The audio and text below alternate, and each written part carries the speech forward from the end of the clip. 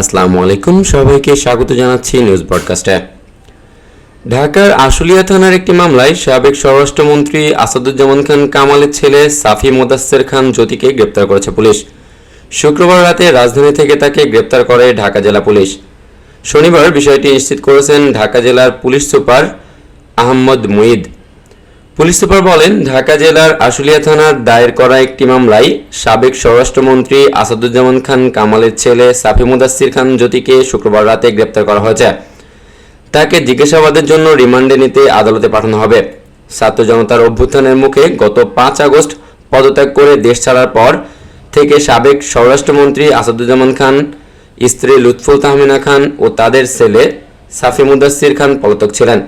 গত 1 সেপ্টেম্বর আদালত তাদের দেশ ত্যাগে নিষেধাজ্ঞা দেন। সাবেক স্বরাষ্ট্রমন্ত্রীর 2 সন্তানের মধ্যে একমাত্র ছেলে জ্যোতি পারিবারিক ব্যবসা প্রতিষ্ঠান সাভার রিফ্র্যাক্টারিজ লিমিটেডের ব্যবস্থাপনা পরিচালক।